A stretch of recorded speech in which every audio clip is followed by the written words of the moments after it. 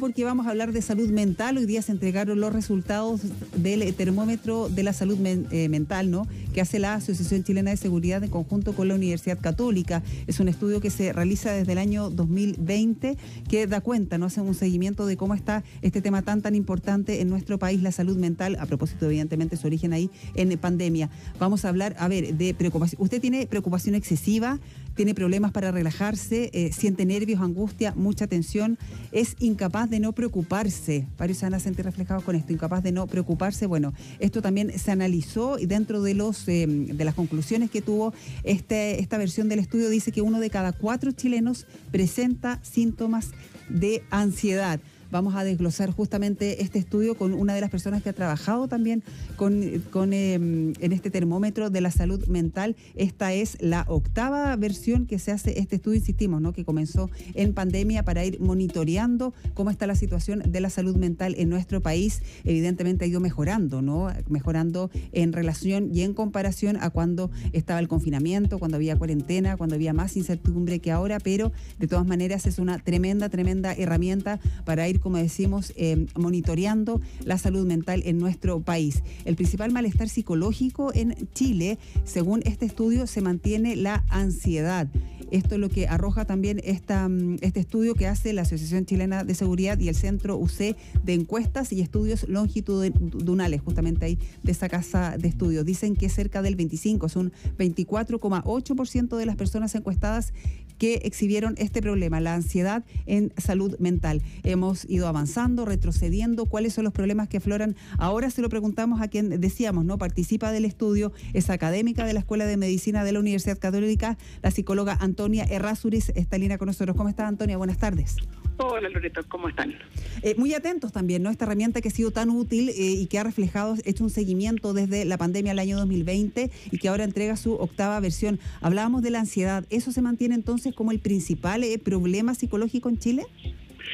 A ver, yo creo que nosotros utilizamos distintos parámetros, como que tuviera distintas reglas para medir un fenómeno, por así decirlo, y lo que yo podría decir de los síntomas de ansiedad es que se han mantenido más o menos estables. Desde el término de la pandemia, es agosto 2021 a la fecha, lo que tenemos es que un cuarto de la población prácticamente presenta sintomatología que es disfuncional, sintomatología ansiosa que es de un nivel moderado a severo. Ustedes han hecho este seguimiento también, ¿y qué se ha podido observar? Yo comentaba en la introducción que, claro, cuando estaba la pandemia, las cuarentenas, en fin, era una situación bastante más crítica, pero no por eso ahora llega a ser buena. Seguimos teniendo este tremendo desafío en materia de salud mental. ¿Cómo ha sido la evolución y qué se encuentran ahora que les llame la atención? Mira, efectivamente la pandemia fue un experimento, ¿cierto? Como hacinar a las personas y ver qué pasaba, y lo que sucedió fue lo que es esperable cuando toda la gente no la deja salir de su casa, le interrumpen los ingresos por el trabajo, hay confinamiento, no pueden hacer actividad física, un montón de cosas que uno sabe que son positivas para el bienestar, ¿cierto? Sin embargo, entonces nosotros tuvimos la suerte de poder capturar eso y hemos visto cómo todos estos indicadores han ido decreciendo, o sea, los niveles de malestar han ido decreciendo hasta estancarse en lo que vemos ahora, ¿cierto? Que es, depende cómo tú lo mides, pero que en el presente, las últimas 2 semanas, lo que tiene es en torno a un 20% de la población, algunos en síntomas del indicador de ansiedad es un 24%, síntomas el depresión es un 13% de la población que tiene niveles moderados a severos de malestar en salud mental. Eso es como y este estancamiento, si bien es una noticia positiva, porque es más bajo de lo que en las épocas de pic de confinamiento, sin embargo es un número importante de la población que requiere atención y frente al cual hay un deber, por así decirlo, de todos los sectores, ¿cierto? Claro, hay demanda, requiere atención, pero no siempre está la disponibilidad, ¿no?, de especialistas sobre todo. ¿Y hay conciencia de las personas que dicen tener estos síntomas o que pueden tener depresión, ansiedad, en que necesitan tratarse o la intención de consultar a un especialista? Mira, a diferencia de otras áreas de la salud donde es muy evidente, porque tú tienes, no sé, una roncha que te sale en la piel, es muy evidente que otra persona lo ve. En este caso requiere todo un proceso de toma de conciencia de esto, que es algo para lo cual vemos que hay diferencias, por ejemplo, de género. Las mujeres estamos mucho más atentas a nuestros cambios de ánimo que los hombres.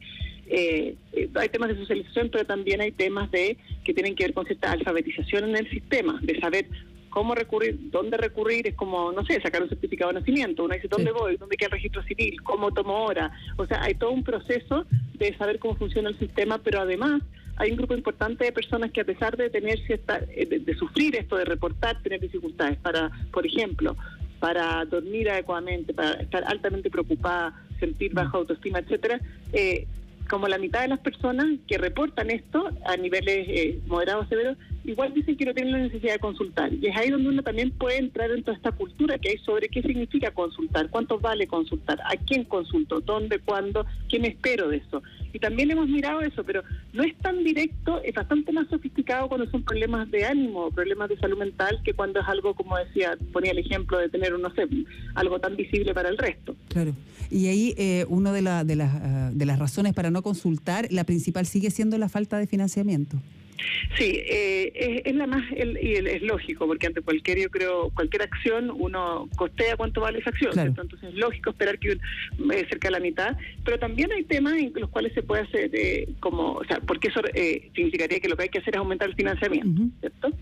Pero también hay temas, por ejemplo, hartas personas, un 30% de las personas dicen que hay falta de cobertura en los planes de salud, y nosotros sabemos que hay una ley reciente que obliga a equiparar un poco las coberturas en salud mental con salud física. Por lo tanto, si las personas tuvieran los planes más modernos, por así decirlo, y renunciaran a sus planes antiguos y tomaran estos planes, esa brecha podría subsanarse. Pero también hay temas de creencia. Hay gente que cree tuvo tratamientos, no fueron buenos, hay gente que piensa que toman mucho tiempo, piensan que hay temas de estigma también. Entonces es bien variado el abanico, pero principalmente es temas de financiamiento y de logística, de conseguir horas, de saber dónde consultar. Sí, y en temas también culturales, ¿no? Nosotros hemos hablado varias veces de este estudio, Antonia, y también había un tema de género, ya lo mencionaste, pero que los hombres eran más reacios o que dicen que no, que como ellos van a ir al psicólogo o que no sirven esos tratamientos. ¿Eso se mantiene así? Eso es así, pero no en todo. Por ejemplo, con el consumo de riesgo de alcohol, es un indicador en lo cual uno esperaría que, la literatura muestra que efectivamente los hombres reportan más esto. También la necesidad de consultar en aquellas personas que presentan consumo de riesgo de alcohol, la brecha de género no es tan marcada, por así decirlo. Sí. Otros datos también que entrega, también estamos conversando con Antonia Errázuriz, es académica de la Escuela de Medicina de la Universidad Católica, es psicóloga a propósito de este termómetro de la salud mental, ¿no? La 8ª versión. Hablamos que claro, que lo comparamos con el tema de la pandemia, en fin, pero han ido sumándose otros factores durante el último tiempo, y muchos auditores nos preguntan por el impacto que está teniendo en la salud mental la seguridad en nuestro país. ¿Eso se ha medido? ¿Han podido ver cómo está repercutiendo en la salud mental? Mira, uno esperaría que haya un correlato, que haya una correlación, ¿cierto? Porque sobre todo la ansiedad, por ejemplo, es una respuesta ante la amenaza. Entonces uno esperaría que sí, ¿cierto? Que fuera un factor. Nosotros lo que sí hacemos en este estudio es preguntarle a las personas a qué atribuyen sus niveles de estrés, ¿cierto? Y le vamos preguntando, por ejemplo, usted se ha sentido estresado por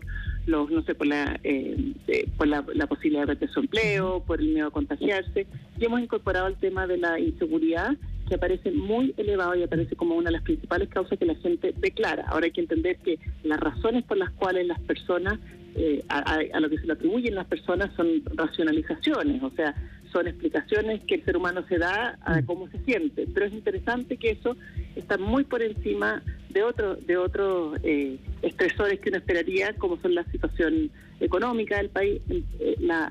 La seguridad es algo que toca muy de cerca a las personas, porque toca su integridad física, es muy básico. Por lo tanto, a todas luces es un área en la cual se requiere, y es muy benéfico para la población, adoptar medidas que mejoren los niveles de seguridad de la población. ¿Y estos estresores, como el tema de la seguridad o de la inseguridad, se había medido antes o está empezando ahora? Sí. Mire, nosotros partimos con una sola pregunta, que era ¿cuál es su temor a contagiarse? Que era muy alto durante la pandemia, ¿cierto? Todos sentíamos, y era el principal estresor, y eso ha ido bajando. Hoy día, el 9% de la población señala que todavía que se siente estresado pensando, solo al pensar en poder contagiarse, pero han primado y han tomado forma como principal temas que tienen más que ver con el funcionamiento del país, por así decirlo.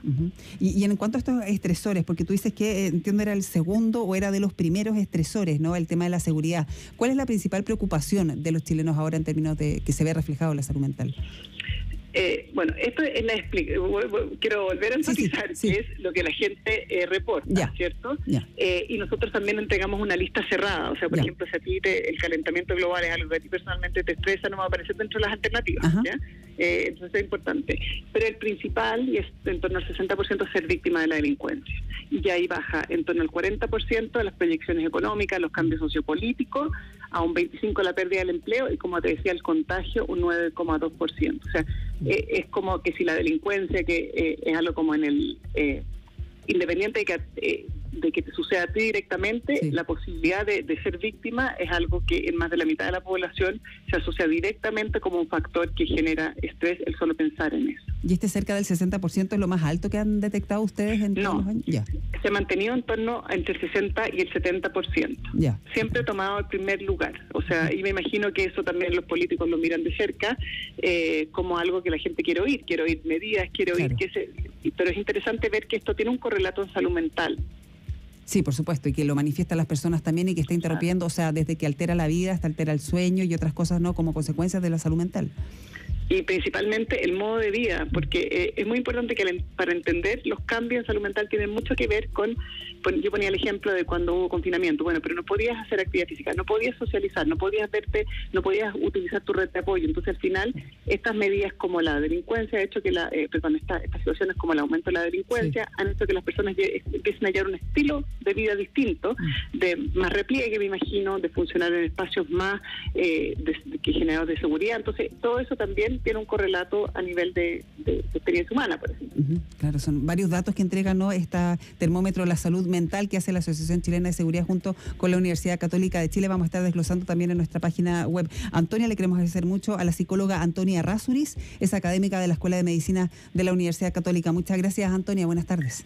Gracias por su interés. Hasta luego. Hasta luego, sí. Claro, son datos, ¿no?, justamente que ojalá uno esperaría que sirvieran también para políticas públicas y para ir monitoreando cómo está la salud mental en nuestro país, que insistimos, ¿no? Se hablaba de la pandemia del COVID, que, continúa el COVID. De hecho, hemos dado cuenta de un aumento bien importante en los contagios, cerca del 75% de más casos, pero siempre se habló durante la pandemia de poner ojo en la otra pandemia que venía, que era la pandemia de salud mental, de crisis en la salud mental, que es también lo que estamos viendo ahora justamente con estas herramientas que hay que hacerse cargo, ¿no?, de lo que está sucediendo en nuestro país.